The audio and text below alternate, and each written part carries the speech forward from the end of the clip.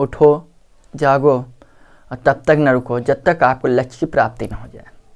इन शब्दों को अंतर्राष्ट्रीय स्तर और वैश्विक स्तर पर एक नई पहचान दिलाने के लिए और 2 मिनट के वक्तव्य में, अपने सिर्फ 2 मिनट के वक्तव्य में, जिस समय भारत देश को लोग बहुत कम जानते थे वैश्विक स्तर पर, उस समय उस शख्स ने विश्व स्तर पर भारत जैसे देश को दुनिया के अग्रणी देशों की पंक्ति में लाकर खड़ा कर दिया।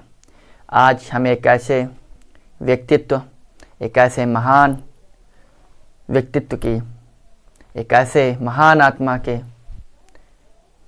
बात कर रहे हैं जिनका नाम है स्वामी विवेकानंद, जो कि सदैव नई पीढ़ी, नई जनरेशन के एक नए अग्रदूत बनकर सदैव वो हम सभी के बीच जीवित रहेंगे। उनकी कही हुई हर एक बात आज अक्षरशः अगर उनका पालन किया जाए तो कोई भी व्यक्ति किसी भी क्षेत्र में नाकाम नहीं साबित होगा। तो आज हम स्वामी विवेकानंद जी की जयंती मना रहे हैं, जो कि हमारे यहाँ राष्ट्रीय युवा दिवस के रूप में मनाया जाता है। नमस्कार दोस्तों, एक बार फिर से मैं आप सभी के समक्ष वर्ल्ड ज्योग्राफी का अगला टॉपिक, जैसा कि हम महाद्वीपों का अध्ययन कर रहे हैं, उसी कड़ी में आज अगला महाद्वीप हम दक्षिण अमेरिका का अध्ययन करेंगे। जैसा कि अफ्रीका महाद्वीप और ओशिनिया अर्थात ऑस्ट्रेलिया का हम लोग अध्ययन कर चुके हैं, उसी कड़ी में आज हम अगला लेक्चर, अगला महाद्वीप, कॉन्टिनेंट दक्षिण अमेरिका का अध्ययन करेंगे। जैसा कि दक्षिण अमेरिका का ये मानचित्र आप देख रहे हैं, तो पहले हम इसकी थोड़ी भौगोलिक स्थिति जान लें। जैसे कि ये दक्षिण अमेरिका महाद्वीप है, इसकी खोज 1492 में, अर्थात यहाँ पर जाने का मार्ग 1492 में कोलंबस ने की थी। इसलिए वो जहाँ पर पहुँचे थे, जिस स्थान पर, उस स्थान को कोलंबिया बोलते हैं और उस कोलंबिया नामक देश का नाम कोलंबिया कोलंबस के नाम पर रखा गया। 1492 में इस दक्षिण अमेरिका महाद्वीप का मार्ग खोज निकाला था कोलंबस ने, और जिस स्थान पर पहुँचे थे वो स्थान था ओरिनिको नदी है उस बेसिन पर पहुँचे थे, जो कि वास्तव में कोलंबस नामक देश में पड़ती है। और आज उस क्षेत्र का नाम, उस देश का नाम उस नाविक यात्री के नाम पर पड़ गया है, जिसका नाम है कोलंबस। क्लियर?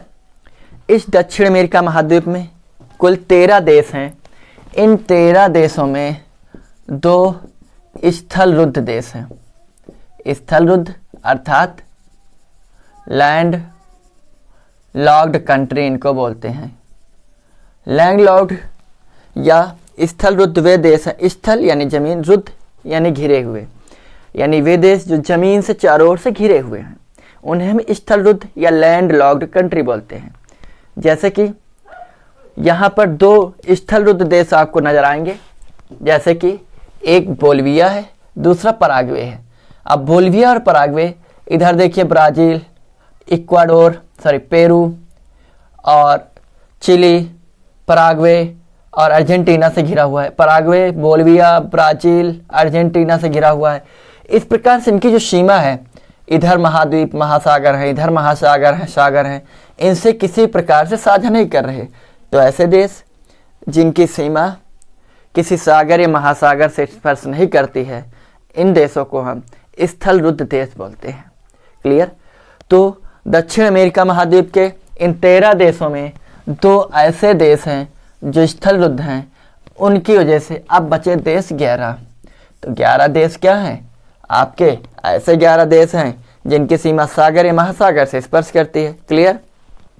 दूसरी चीज, तो 2 स्थल रुद्ध देश कौन से हैं? एक बोलिविया, एक पराग्वे। इनकी याद करने की ट्रिक है बीपी। बी से बोलिविया, पी से पराग्वे। क्लियर? बीपी, या एक तरीका और बीपीएल अगर आप करते हैं, बोलिविया, पराग्वे और लैंड लॉक्ड हैं, यानी बोलिविया, पराग्वे क्या है? लैंड लॉक्ड है। बीपीएल, बीपीएल एक कार्ड चलता है अपने यहाँ, गरीबों को गरीबी रेखा के नीचे जीवन यापन करने वाले लोगों को मुफ्त में सरकार राशन उपलब्ध कराती है। और अब तो राजनीतिक सत्ता हथियाने के लिए सरकारें जो हैं मुफ्त में राशन देती हैं, और जिसकी वजह से जिसके बाद आज पहले वो कुछ सस्ते रेट पर उपलब्ध थी गरीबों के लिए, लेकिन खुद फिर उसके बाद कोरोना काल से ये मुफ्त राशन का जो प्रावधान आ गया है वर्तमान सरकार के माध्यम से, सिर्फ और सिर्फ सत्ता का लोभ पाने के लिए ये सब सारे कानून बनाए जाते हैं। तो बीपीएल अगर आप याद करें, बोल्विया, पराग्वे यानी एल यानी लैंडलॉक्ड। क्लियर, आगे बात समझिए। दूसरी, ये जो 13 देश हैं, 2 लैंडलॉक्ड हो गए, बचे 11। ये जो ब्राज़ील है, ब्राज़ील दक्षिण अमेरिका महाद्वीप का सबसे बड़ा देश है क्षेत्रफल की दृष्टि से, ठीक है। दूसरी चीज, ब्राज़ील की सीमा जो है वह 10 देशों से सीमा साझा करती है। सिर्फ 2 देश छोड़कर अगर ब्राज़ील मतलब 2 देश छोड़ दें तो 13 से में कितने बचे? 11 देश। लेकिन ब्राज़ील एक स्वयं एक देश है, तो बचे 10 जो इसके साथ सीमा साझा कर रहे हैं। तो कौन से 2 नहीं साझा करते हैं, ये आयोग पूछ लेता, आपको पता होना चाहिए। एक इक्वाडोर है, दूसरा चिली है। ये चिली बिल्कुल प्रशांत महासागर से सटा हुआ देश है पूरा का पूरा। क्लियर, और यह दुनिया का सबसे लंबा देश है, ठीक है। मतलब समुद्री सीमा साझा करने वाला, दुनिया की सबसे लंबी समुद्री सीमा साझा करने वाला या महासागरीय सीमा साझा करने वाला देश चिली है। लेकिन सर्वाधिक विस्तार समुद्र के साथ किस देश महासागर के साथ है? तो है कनाडा। कनाडा का सबसे ज्यादा विस्तार है सागरीय महासागर में, लेकिन इसका चौड़ाई यानी आयतन में अगर आप जाएंगे, क्षेत्रफल में जाएंगे, लेकिन इसका लंबाई में सबसे सर्वाधिक लंबाई वाला देश जो सागरीय महासागर सीमा साझा करता है चिली है। इतनी बात समझ में आई। आगे तो 2 देश जो ब्राज़ील के साथ सीमा साझा नहीं करते, एक है इक्वाडोर, दूसरा है चिली। क्लियर, आगे आइए। अगर हम बात करें ओरोनोको नदी, कौन सी नदी? ओरोनोको नदी।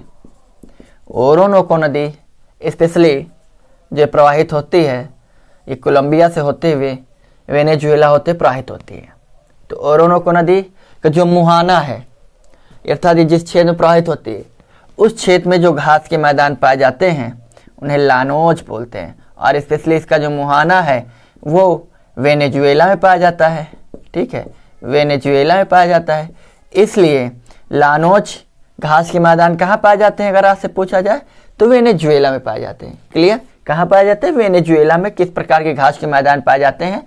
तो लानोज टाइप के घास के मैदान पाए जाते हैं, जो कि ओरोको नदी बेसिन के क्षेत्र में पाए जाते हैं। क्लियर, अगली चीज, ये जो आपका ब्राज़ील है, ब्राज़ील का ज्यादातर विषुवत रेखा के दक्षिण वाला एरिया ज्यादा बड़ा है।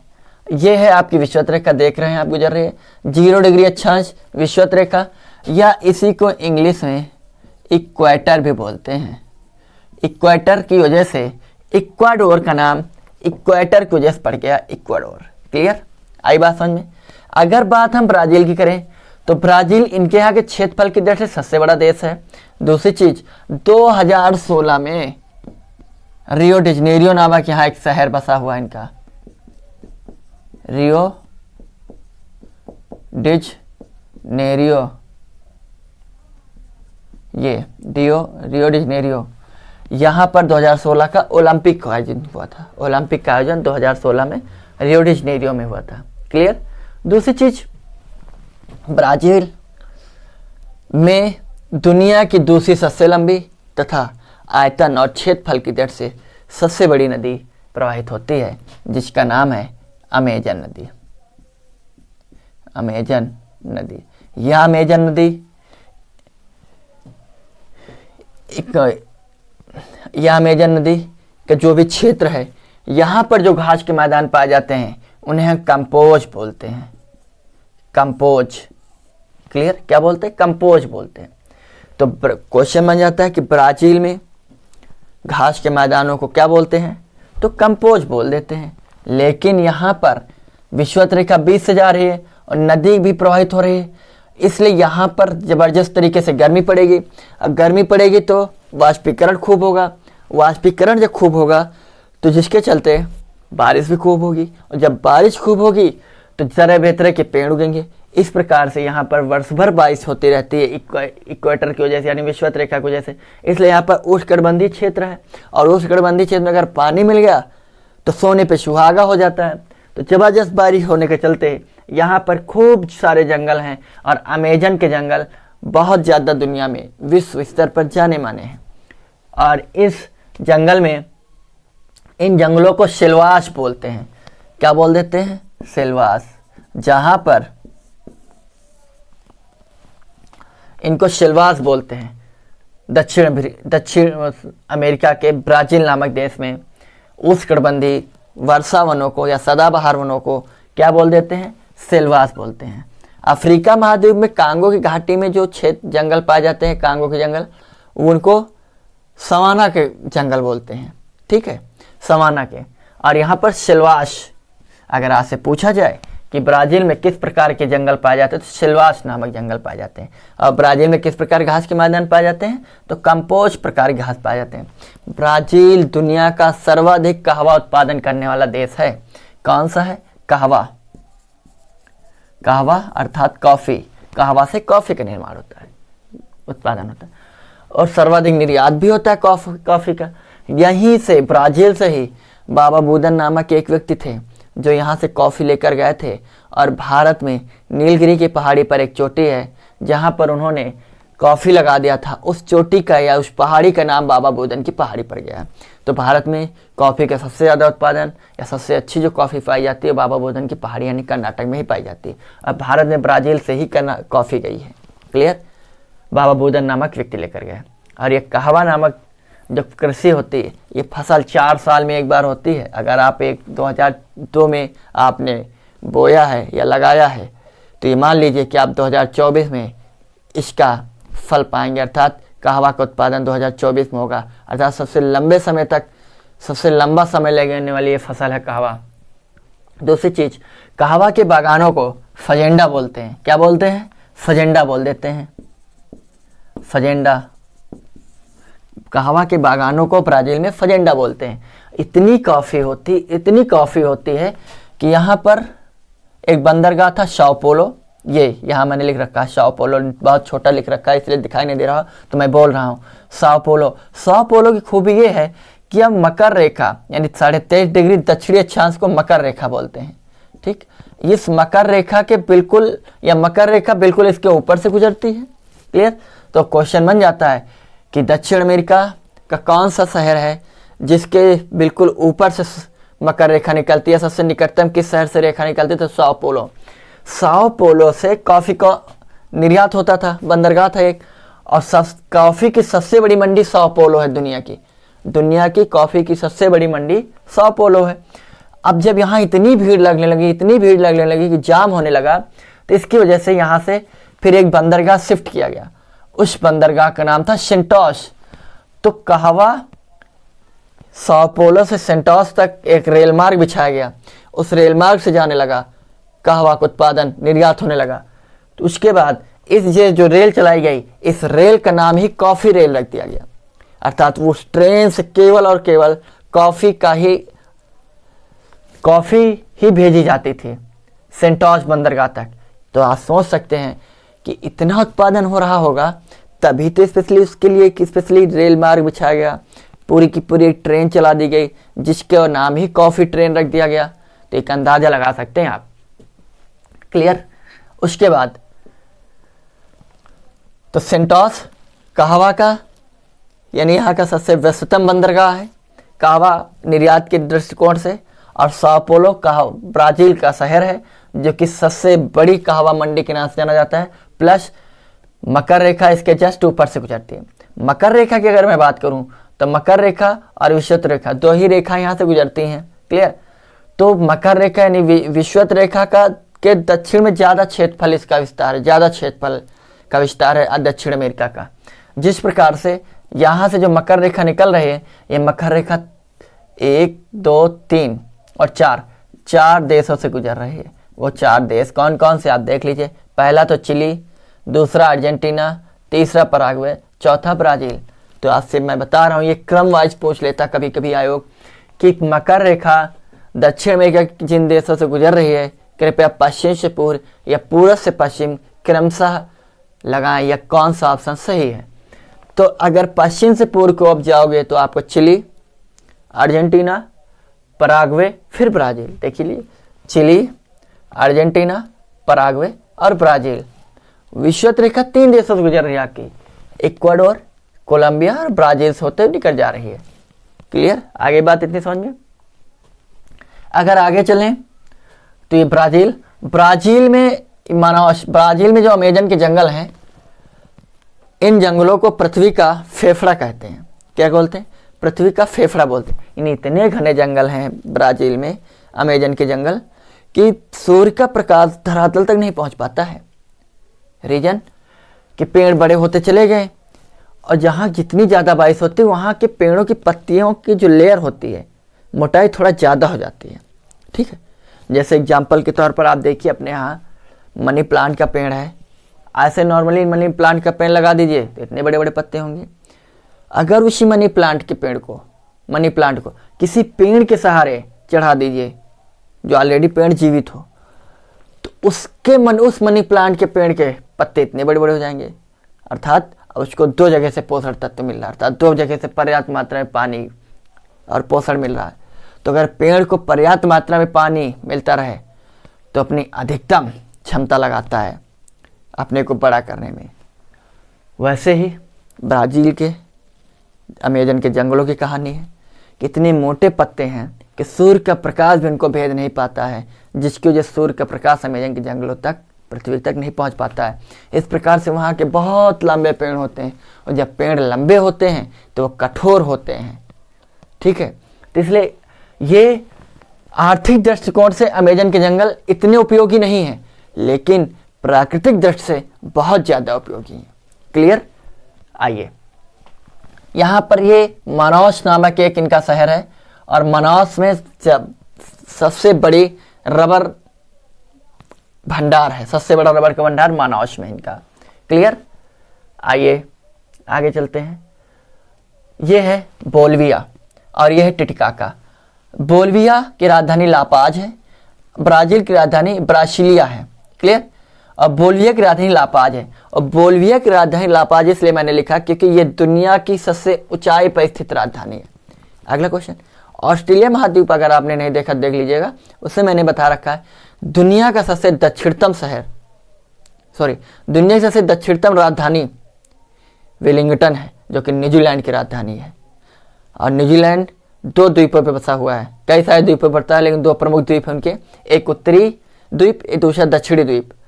तो उत्तरी न्यूजीलैंड द्वीप पर वेलिंगटन राजधानी उनकी स्थित है, और जो कि दुनिया की सबसे दक्षिणतम राजधानी है।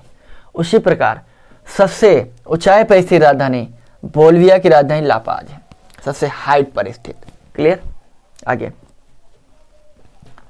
बोल्विया और टिटिकाका, बस बोल्विया और पेरू और बोल्विया के बॉर्डर पर एक झील है, टिटिकाका झील, ये मैंने लिख दिया। टिटिकाका झील की खूबी ये है कि ये दुनिया की सबसे ऊंचाई पर स्थित नौकागम्य झील है। इससे ऊंचाई पर स्थित झीलें हैं, लेकिन नौकागम्य झीलें नहीं हैं। अर्थात उसका क्षेत्रफल अच्छा खासा होगा, हाइट पर है लेकिन क्षेत्रफल अच्छा खासा, जिसकी वजह से वहाँ पर नौकागम्य किया जा सकता है। क्लियर? तो नौकागम्य के दृष्टिकोण से दुनिया की सबसे ऊंचाई पर स्थित राजधानी टिटिकाका। बहुत क्वेश्चन पूछता है किस देश में है, तो कभी कभी दोनों पूछे, तो स्पेशली पेरू और बोलिविया दोनों के बॉर्डर पर है। क्लियर?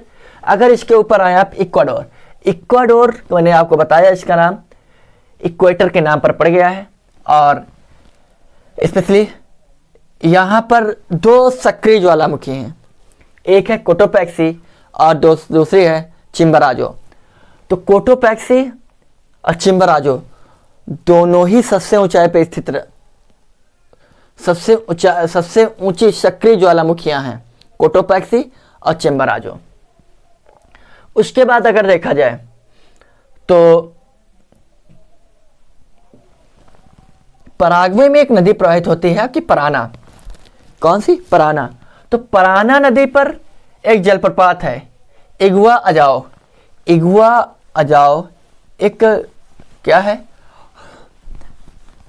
जलप्रपात है यानी वाटरफॉल है, और जिसकी वजह से किस नदी पर है, पराना, पराना पर है।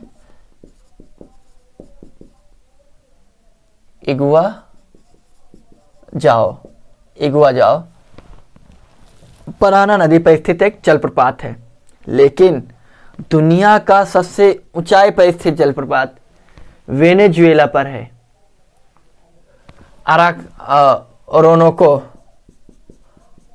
नदी की एक सहायक नदी है, उस पर है, इसलिए ओरोनोको नदी पर है। वेनेजुएला पर स्थित सबसे ऊंचा जलप्रपात एंजिल जलप्रपात, एंजिल, एंजिल वाटरफॉल जल प्रपात। क्लियर। लेकिन इसकी खोज जो है, इसकी जानकारी जिम्मी एंजिल ने दी थी, इसलिए उनके नाम पर ही इसका नाम एंजिल जलप्रपात पड़ गया। और जैसे ब्राजील है, तो ब्राजील का नाम ब्राजील कैसे पड़ा है, यहां पर इसलिए यहां पर एक वृक्ष पाया जाता है ब्रासील वृक्ष। इस ब्रासील वृक्ष को ही रेडवुड भी बोलते हैं, यानी लाल लकड़ी, रेडवुड। इस ब्रासील वृक्ष के नाम पर ही इसका नाम ब्राजील पड़ा है। अब ब्राजील से इसकी राजधानी ब्रासिलिया है। क्लियर। दूसरी चीज अगर देखी जाए तो इसको, ये जो दक्षिण अमेरिका महाद्वीप है, इसको पक्षियों का भी देश कहा जाता है, क्योंकि यहां पर 1500 लगभग तरह बेतरह के पक्षी पाए जाते हैं। 1500 प्रकार के पक्षियों यहां पाए जाते हैं। और यहां पर अगर आप देखें, पेरू के तट पर एक गुयाना द्वीप है, उस गुयाना द्वीप पर गुआना नामक पक्षी पाया जाता है, जिसकी जो बीट है, बीट यानी वो जो पचा हुआ भोजन जो निकालते हैं, तो वो उर्वरक के रूप में बहुत ज़्यादा काम आता है, तो इसलिए दुनिया में उसकी बहुत ज़्यादा डिमांड है। ठीक है, उसका नाम ही गुआना है, उस बीट का। क्लियर। आगे उसके बाद अगर आप देखें तो दक्षिण अमेरिका 40% यानी 100% इस क्षेत्रफल को पूरा मान लिया जाए, जितने में दक्षिण अमेरिका है, इसका 40% जो है वनों से भरा हुआ है, जंगलों से भरा हुआ है। 40% क्षेत्र इनका जो है पंपास वाला एरिया है, ये वाला एरिया, इसकी बात हो रही है। यहाँ पर अच्छी खासी मात्रा में उपजाऊ मिट्टी पाई जाती है, और यहाँ पर खूब सारा गेहूं, कपास, मक्का, ऐसी फसलों का उत्पादन अच्छी मात्रा में होता है। क्लियर। दूसरी चीज अगर देखा जाए कि आपका चिली देश, चिली दुनिया की सबसे लंबी समुद्री या महासागरीय सीमा साझा करने वाला देश है। क्लियर। कौन सा? चिली। और चिली और पेरू और इक्वाडोर तक दुनिया की सबसे लंबी पर्वत श्रृंखला का विस्तार है, जिसका नाम है एंडीज पर्वत श्रृंखला। एंडीज पर्वत श्रृंखला दुनिया की सबसे लंबी पर्वत श्रृंखला है, जिसके ज़्यादा से ज़्यादा इनका जो शहर है, ज़्यादा से ज़्यादा जो क्षेत्रफल है, वो एंडीज पर्वत से घिरा हुआ है। एंडीज पर्वत पर दक्षिण अमेरिका की सबसे ऊंची चोटी अकांकागुआ है। अकांकागुआ। क्लियर। अकांकागुआ या अकांकागुआ कहीं मिलेगा, कहीं अकांकागुआ मिलेगा, तो आप कंफ्यूज नहीं होना। तो ये दुनिया की दक्षिण अमेरिका का सबसे ऊंची चोटी अकांकागुआ। उसके बाद यहीं पर चिली में ही दुनिया का सबसे बड़ा शुष्क मरुस्थल अटाकामा मरुस्थल स्थित है। ये मैंने लिख रखा है। अटाकामा मरुस्थल दुनिया का सबसे बड़ा शुष्कतम मरुस्थल है। और अगर पूछ ले दुनिया का सबसे शुष्कतम शहर, तो वो है अरिका। अरिका दक्षिण अमेरिका में चिली देश में स्थित है। अरिका जो कि दुनिया का सबसे शुष्कतम स्थल है। क्लियर। सबसे शुष्कतम मरुस्थल अटाकामा, सबसे शुष्कतम स्थल आपका अरिका है। क्लियर। दूसरी चीज अगर मैं आपको बताऊं तो यहीं पर अटाकामा मरुस्थल में ही तांबा का अच्छा खासा उत्पादन होता है, यानी चिली तांबा उत्पादन में दुनिया में प्रथम पर है। तो स्पेशली जहां पर होता है उत्पादन वो है इक्विक। इक्विक को कैपिटल ऑफ कॉपर बोलते हैं अर्थात तांबा की राजधानी बोलते हैं इक्विक को। क्लियर? इक्विक को क्या बोलते हैं? तांबा की राजधानी, जो कि चिली देश में स्थित है। आई बात इतनी समझ में? उसके बाद अगर हम बात करें, ये वालपराइजो लिखा है, वालपराइजो चिली में है, जो कि दक्षिण अमेरिका का एक ट्रांस रेलवे मार्ग है। ट्रांस रेलवे मार्ग मतलब जैसे ट्रांस अफ्रीकन रेलवे मार्ग, ट्रांस ऑस्ट्रेलियन रेलवे मार्ग। ट्रांस ऑस्ट्रेलियन रेलवे मार्ग जो है पर्थ से लेकर सिडनी तक, यानी इस पार से यानी पश्चिमी छोर से लेकर पर्थ यहाँ है और उसका सबसे पूर्वी छोर है सिडनी शहर, वहां तक एक पूरा रेलवे मार्ग है। ट्रांस मतलब आर पार पूरा, तो आर पार पूरा एक रेल मार्ग है, तो उसको बोलते हैं ट्रांस ऑस्ट्रेलियन रेलवे मार्ग।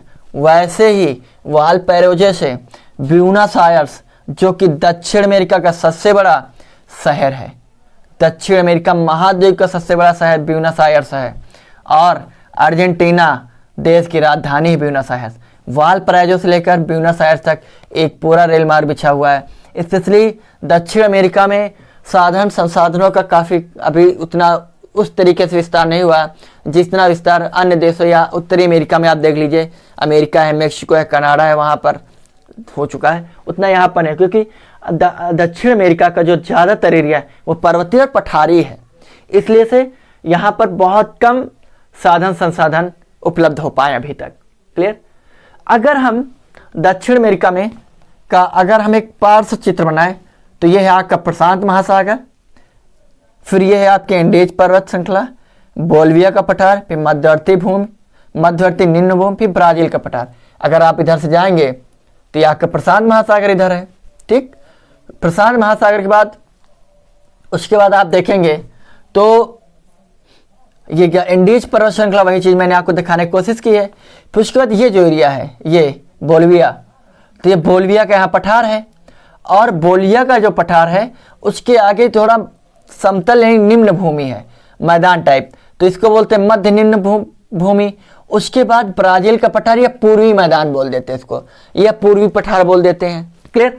तो ये है पूरा स्ट्रक्चर। उसके बाद अटलांटिक महासागर, तो ये है एक रेखांकित चित्र मैंने आपको दिखाने की कोशिश की है कि स्पेशली अगर आपको चित्र के इतना बड़ा मैप नहीं बना सकते आप, तो आप नॉर्मली इस फिगर का इस्तेमाल, पार्श्व चित्र का इस्तेमाल कर सकते हैं आप इसको। क्लियर? जिसकी वजह से आपको एग्जामिनर काफ़ी अच्छे मार्क्स दे सकता है और बड़ी आसानी से आप बना सकते हैं। प्रशांत महासागर दर्शा लीजिए, इधर अटलांटिक महासागर दर्शा लीजिए, एंडेज पर्वत, बोलिविया का पठार में मध्यवर्ती निम्न भूमि, फिर ब्राजील का पठार, फिर अटलांटिक महासागर। क्लियर? जो एंडीज पर्वत श्रृंखला है, इस एंडीज पर्वत श्रृंखला के पूर्वी भाग पर या पूर्वी ढलान पर मोंटाना नामक मैदान पाया जाता है। यहां पर एंडीज पर्वत के पूर्वी ढाल को मोंटाना बोलते हैं, जो कि स्पेशली अर्जेंटीना में आता है। क्या बोलते हैं इसको? मोंटाना बोलते हैं। यहां पर एक बहुत ही खास लकड़ी पाई जाती है, वालसा, दक्षिण अमेरिका में। इस वालसा लकड़ी की खूबी यह है कि सबसे हल्की लकड़ी है, सबसे हल्की लकड़ी है वालसा। दूसरी चीज अगर मैं आपको बताऊं तो ब्राजील के जो कंपोज घास के मैदान है, ये शीतोष्ण घास का मैदान है, इस एरिया में पाया जाता है यहाँ पर। क्लियर? और यहाँ पर यहाँ के वनों को यानी शीतोष्ण घास के मैदान को, कंपोज घास के दक्षिण में जो शीतोष्ण एरिया है, यहाँ पर स्पेशली अगर आप देखें तो ये वाला एरिया बोलिविया और पराग्वे, अर्जेंटीना के उत्तर में, पराग्वे के पूरब में, बोलिविया के दक्षिण के एरिया, स्पेशली इस वाला जो एरिया है, यहाँ पर जो शीतोष्ण घास के मैदान है, इन शीतोष्ण घास के मैदान को अगर यहाँ पर आप देख लें तो इनको हम बोल देते हैं ग्रान चाको, ग्रान चाको, ग्रान चाको, जो कि कंपोज के दक्षिण पड़ेगा। क्लियर? यहाँ पर एक लकड़ी पाई जाती है क्वेब्रेको, क्वेब्रेको। इस क्वेब्रेको लकड़ी कि कोई कुल्हाड़ी तो लकड़ी बोलते हैं, कुल्हाड़ी तोड़, यानी इतनी मजबूत, इतनी कठोर लकड़ी होती है कि कुल्हाड़ी से भी कटने को नहीं आती जल्दी। लेकिन इसी से एक टैनिन नामक अम्ल निकाला जाता है। क्या? टैनिन नामक अम्ल। और ये टैनिन नामक अम्ल एक लिक्विड प्रकार का होता है जिससे चमड़े के बनाने में काफ़ी सहूलियत प्राप्त होती है। क्लियर? काफ़ी सहूलियत मिलती है। टैनिन अम्ल किस लकड़ी से प्राप्त होता है तो आपको पता होना चाहिए,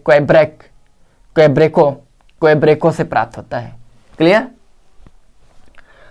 आगे अगर देखा जाए तो इसको मैंने जैसे बताया कि बहुत सारे जीव जंतु यहाँ पर पाए जाते हैं। तो ये जो अर्जेंटीना है, अर्जेंटीना में पैंटागोनिया का मरुस्थल है। दो यहाँ के बहुत फेमस मरुस्थल आपको पता होना चाहिए।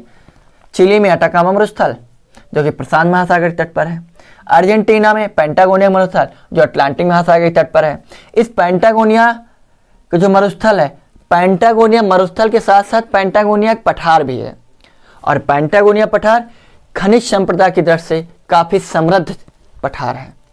तो अर्जेंटीना में जो पैंटागोनिया का मरुस्थल है और पैंटागोनिया का जो पठार है उसको काफ़ी आर्थिक दृष्टि से, खनिज दृष्टि से काफ़ी समृद्ध पठार बोला जाता है। और ये जो पंपास है, पंपास वो एरिया है, यहाँ पर स्पेशली घास के मैदान हैं और इन घास के मैदानों को पंपास बोलते हैं। अर्जेंटीना में घास के मैदान को पंपास बोलते हैं। ऑप्शन कि दक्षिण अमेरिका में अर्जेंटीना में घास के मैदान को पंपास, ब्राजील में कंपोज, वेनेजुएला में लुनोज। क्लियर? आई बात इन समझ में? आगे यहां पर एक पक्षी पाया जाता है जिसका नाम है कैडोर। कौन सा पक्षी पाया जाता है? कैडोर पक्षी पाया जाता है। और ये कैडोर पक्षी की खूबी क्या है? ये स्पेशली गिद्ध के सादृश्य होता है। लेकिन अफ्रीका में जो गिद्ध पाए जाते हैं उनके जैसा ना तो उड़ पाता है ना ही भाग पाता है, लेकिन गिद्ध के सादृश्य है। यहाँ पर पाया जाता है एक पक्षी जिसका नाम है कैडोर। यहीं पर एक पक्षी और पाया जाता है रिया। इस रिया पक्षी की खूबी है कि यह शुतुरमुर्ग सादृश्य दिखता है। किसके सादृश्य? शुतुरमुर्ग जैसा। और यहीं पर दुनिया का सबसे बड़ा सांप एनाकोंडा पाया जाता है जिसकी लंबाई लमसम 10 मीटर होती है। एनाकोंडा यहीं पर पाया जाता है, अमेजन के जंगलों में ही पाया जाता है स्पेशली। ठीक है? एक यहाँ पर जीव पाया जाता है एंट ईटर बोलते हैं इसको, नाम से ही क्लियर है। एंट यानी चींटी, ईटर यानी खा लेना, यानी ये ऐसा जीव है जो चींटों को खा जाता है। क्लियर? यहीं पर एक पक्षी पाया जाता है प्यूमा। प्यूमा की खूबी ये है कि ये शेर सदृश्य, चीते के सदृश्य होता है जो जमीन के साथ साथ पेड़ पर भी आसानी से चढ़ और उतर लेता है।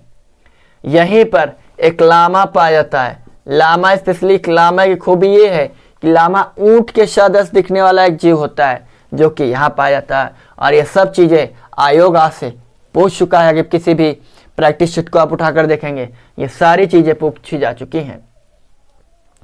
तो यहाँ पर उष्णकटिबंधीय घास के मैदान को सिल्वास बोलते हैं। क्या बोल देते हैं? सिल्वास बोलते हैं। ठीक है? वनों को। और यहाँ के घास के मैदान को कंपोज बोलते हैं ब्राजील में। ठीक है? और वेनेजुएला में घास के मैदानों को क्या बोलते हैं? लुनोज बोलते हैं। और उनको नदी के मुहाने के क्षेत्र पर जो बेसिन में जो भी पाए जाते हैं, बेसिन यानी वो एरिया जिस एरिया में नदी का प्रवाह होता है। क्लियर? आगे आप देखें तो ये अर्जेंटीना में, चिली में ही सोडियम नाइट्रेट का उपयोग होता है। नाइट्रेट यहाँ पाई जाती है अच्छी खासी मात्रा में। और नाइट्रेट का इस्तेमाल खाद्य उत्पादन में, उर्वरक और खाद्य दोनों में किया जाता है नाइट्रेट का, इसलिए उर्वरक के क्षेत्र में कुछ ज़्यादा ही किया जाता है। यहाँ पर ये जैसे चिली है, अर्जेंटीना है, तो यहाँ पर एक द्वीप है टिएरा डेल फ्यूगो, शायद दिख रहा होगा। टिएरा डेल फ्यूगो एक द्वीप है जो कि दक्षिण अमेरिका महाद्वीप का सबसे बड़ा द्वीप है। और यहाँ पर फॉकलैंड द्वीप है जिसकी राजधानी स्टैनली है और इस पर अधिकार यूके का है। क्लियर? और ये जो टिएरा डेल फ्यूगो है, टिएरा डेल फ्यूगो दक्षिण अमेरिका से पृथक हो जाता है। लेकिन यहाँ पर एक जलसंधि है, मैगलन जलसंधि, और ये मैगलन जलसंधि दक्षिण महासागर को अटलांटिक महासागर से जोड़ देती है। लेकिन मैगलन जलसंधि जो है ये दक्षिण अमेरिका को टिएरा डेल फ्यूगो से पृथक कर देती है। लेकिन ये जो टिएरा डेल फ्यूगो है, इस पे टिएरा डेल फ्यूगो द्वीप के आधे द्वीप पर अधिकार अर्जेंटीना का है और आधे द्वीप पे अधिकार चिली का भी है। और यहीं टेरा डेल फ्यूगो पर एक शहर है इनका केप हॉर्न, और ये केप हॉर्न दक्षिण अमेरिका का सबसे दक्षिणतम शहर है। जब मैंने अफ्रीका महाद्वीप अफ्रीका कॉन्टिनेंट आपको पढ़ाया है तो वहाँ पर मैंने बताया है कि वहाँ पर एक शहर था केप टाउन। केप टाउन दुनिया का सबसे दक्षिणतम शहर है, ठीक है, लेकिन दुनिया का सबसे दक्षिणतम राजधानी वेलिंगटन है। क्लियर। वैसे ही ये जो है दक्षिण अमेरिका का सबसे दक्षिणतम शहर है केप हॉर्न, लेकिन एक ड्रैग पासेज है, ड्रैग पासेज, और ये ड्रैग पासेज या ड्रैग चैनल जो है दक्षिण अमेरिका महाद्वीप को अंटार्कटिका महाद्वीप से पृथक कर देता है, अंटार्कटिका महाद्वीप से पृथक कर देता है ड्रैग पासेज। क्लियर। आई इतनी बात समझ में, आगे चलते हैं। दूसरी चीज, दक्षिण अमेरिका के पूर्व में दक्षिण अटलांटिक महासागर यानी दक्षिण अटलांटिक महासागर को अगर आप विषुवत रेखा के ऊपर जाएंगे तो उत्तरी अटलांटिक महासागर, दक्षिण में आएंगे तो दक्षिण अटलांटिक महासागर। क्लियर। तो इसलिए इसको दक्षिण अटलांटिक महासागर बोलते हैं, या अटलांटिक महासागर भी आप बोल सकते हैं कि दक्षिण अमेरिका के पूर्व में अटलांटिक महासागर, पश्चिम में प्रशांत महासागर या दक्षिणी प्रशांत महासागर, दक्षिण में दक्षिणी महासागर या सदर्न ओशियन। क्लियर। दक्षिण अमेरिका को उत्तर अमेरिका से पृथक करने का काम पनामा की खाड़ी या पनामा नहर करती है। क्लियर। और पनामा शहर को या पनामा देश को दक्षिण अमेरिका के कोलंबिया देश से पृथक हो जाता है। क्लियर। पनामा खाड़ी या पनामा नहर, इतनी बात समझ में आई आपको। गुड। इनका सबसे छोटा शहर देश फ्रेंच गुयाना है, और इस फ्रेंच गुयाना पर स्पेशली अधिकार जो है वो अधिकार है फ्रांस का। फॉकलैंड द्वीप पर क्वेश्चन बन चुका है, फिर बनेगा कि इस पर किसका अधिकार है। क्वेश्चन बनता है दक्षिण अमेरिका के पूर्व में स्थित या अटलांटिक महासागर में स्थित द्वीप फॉकलैंड पे किसका अधिकार है, तो अधिकार किसका है, इंग्लैंड का अधिकार है। यहां पर स्पेशली जो पशुपालन करने वाले फर्म हैं, पशुपालन के फर्म जो हैं उनको बोलते हैं एस्टोरिमा बोलते हैं। क्लियर। दूसरी चीज, कैंडोर एक पक्षी है, कैंडोर एक पक्षी है। कैंडोर संसार का सबसे बड़ा शिकारी पक्षी है, सबसे बड़ा शिकारी पक्षी जो कि दक्षिण अमेरिका में ही पाया जाता है। ठीक है। जैगुआर की आपने बहुत नाम सुना था, जैगुआर। ठीक है। जैगुआर स्पेशली में, जैगुआर एक पशु है और बहुत ही अद्भुत क्वालिटी वाला है, यानी तैर भी सकता है, वो दौड़ भी सकता है, वो चढ़ भी सकता है पेड़ों में। इसी प्रकार हमारे यहाँ लड़ाकू विमान, जैगुआर लड़ाकू विमान भी उसी के नाम पर बनाए गए हैं, उसी के नाम पर रखे गए लड़ाकू विमान। यहाँ पर ब्राजील में एक शहर है मिनास जिरास, अगर आप देखेंगे तो इस एरिया में पड़ेगा मिनास और जिरास, एक ही राज्य है, इसका नाम है मिनास जिरास। इस मिनास जिरास का विश्व प्रसिद्ध लौह उत्पादन होता है, बहुत फेमस है मिनास जिरास। क्वेश्चन पूछा जाता है मिनास जिरास क्या है, यह कहाँ है, ब्राजील में, किस लौह उत्पादन के लिए। ठीक। यहां पर जो इस वाले एरिया में आपके पूर्वी उच्च भूमि, यहाँ पर यहाँ पर ये ब्राजील का पठार, इसी को पूर्वी उच्च भूमि बोलते हैं। ठीक है। इस पूर्वी उच्च भूमि पर एक वृक्ष पाया जाता है, एब्रा वृक्ष, एब्रा ये बोलते हैं ऐसे, एब्रा वृक्ष। एब्रा वृक्ष की खूबी है जैसे चाय पत्ती में जब चाय बनाते हैं तो जो चाय पत्ती डालते हैं, वैसे ही वहां पर चाय पत्ती जैसे इसको इस्तेमाल करते हैं, उस वृक्ष का नाम है एब्रा वृक्ष। क्लियर। दूसरी चीज, यहीं पर एक वृक्ष पाया जाता है जिसका नाम है सिनकोना, और सिनकोना तो बहुत नाम सुना होगा आपने। सिनकोना से ही कुनैन नामक औषधि प्राप्त होती है, और कुनैन नामक औषधि मलेरिया जैसे बीमारियों के काम आता है। ठीक। सिनकोना की छाल से कुनैन प्राप्त होती है। क्वेश्चन बहुत बनता है। एक पेड़ है ब्रोमीलॉयड, बहुत बढ़िया नाम है, ब्रोमीलॉयड। ब्रोमीलॉयड नाम इसलिए फेमस है क्योंकि इस ब्रोमीलॉयड के जो पत्ते हैं, इन पत्तों में अच्छी खासी मात्रा में पानी होता है, या पानी पैकेट नुमा होता है, जिनमें से मेढक अपने अंडे दे देते हैं। किस पेड़ में, ब्रोमीलॉयड में। क्लियर। तो इस प्रकार से एक बार अगर हम मोटा मोटा देख लें तो दक्षिण अमेरिका महाद्वीप में 13 देश हैं। इन 13 देशों में 2 लैंडलॉक्ड कंट्री हैं, BPL यानी बोलिविया पराग्वे लैंडलॉक्ड हैं। क्लियर। उसके बाद ब्राज़ील इनका क्षेत्रफल की दृष्टि से सबसे बड़ा देश है और इनके यहाँ ब्यूनस आयर्स सबसे बड़ा शहर है, दक्षिण अमेरिका का सबसे बड़ा शहर है। एंडीज पर्वत श्रृंखला जो कि दुनिया की सबसे लंबी लेकिन दुनिया की दूसरी ऊंची पर्वत श्रृंखला है। दुनिया की सबसे ऊंची पर्वत श्रृंखला आपकी है हिमालय। क्लियर। दूसरी चीज, इक्वाडोर पर ही 2 सक्रिय ज्वालामुखी हैं, इक्वाडोर और चिम्बराजो, और दोनों ही सक्रिय सबसे ऊंचाई पर स्थित ज्वालामुखियां हैं। क्लियर। चिली में ही इनका सबसे ऊंचा पर्वत एटाकामा मरुस्थल है, सॉरी अकांकागुआ है, और अकांकागुआ दक्षिण अमेरिका का सबसे ऊंचाई पर स्थित सबसे ऊंची चोटी है। क्लियर। अर्जेंटीना में पेंटागोनिया का मरुस्थल पाया जाता है, वहीं पर चिली में अकांकागुआ नामक मरुस्थल पाया जाता है, सॉरी अटाकामा मरुस्थल पाया जाता है, जो कि दुनिया का सबसे बड़ा शुष्कतम मरुस्थल है और दुनिया की सबसे शुष्कतम शहर अरिका। इक्विक जो कि तांबे की राजधानी के रूप में जानी जाती है, और टिटिकाका झील नौकागा में दुनिया की सबसे ऊंचाई पर स्थित झील है, जो कि बोलिविया और पेरू के बॉर्डर पर स्थित है। प्लस वेनेजुएला में घास के मैदान को लुनोज, ब्राजील में कंपोज और अर्जेंटीना में पंपास बोलते हैं। लेकिन वहीं पर अर्जेंटीना या दक्षिण अमेरिका में ही शीतोष्ण घास के मैदान को बोलते हैं ग्रान चाको। क्लियर। और ग्रान चाको में एक वृक्ष पाया जाता है क्वेब्रेको। क्वेब्रेको बहुत ही कठोरतम लकड़ी होती है, जिसका अर्थ ही होता है लकड़ी तोड़। क्लियर। तो इस प्रकार से ब्राजील जो कि कुल 10 देशों से सीमा साझा करता है, 2 देश को छोड़कर, एक इक्वाडोर, दूसरा चिली। तो कर्क रेखा विषुवत रेखा यानी 0 डिग्री अक्षांश 3 देशों से गुजरती है, क्रम इक्वाडोर, कोलंबिया, ब्राजील। अगर पूर्व से पूछ ले तो ब्राजील, कोलंबिया, इक्वाडोर। क्लियर। मकर रेखा 4 देशों से सीमा साझा करती है, 4 देशों से होकर गुजरती है। क्लियर। सेंटोस या सौ पोलो दुनिया की सबसे बड़ी कहवा मंडी है। क्लियर। आज के लिए इतना ही, लेकिन आप सभी की ड्यूटी है, कर्तव्य है कि इस लेक्चर को जितनी जानकारी मैंने दी थी ये पर्याप्त है। किसी भी एग्जाम के दृष्टिकोण से ये पर्याप्त जानकारी है, पूरी की पूरी सफिशिएंट, इसमें विधिवत तरीके से जानकारी दे दी मैंने। इसको आप नोट्स बना सकते हो तो अच्छी बात है, नहीं बना सकते इसका रिवीजन करते रहिएगा जरूर, ठीक है, ताकि जहन में चीज़ें बनी रहें।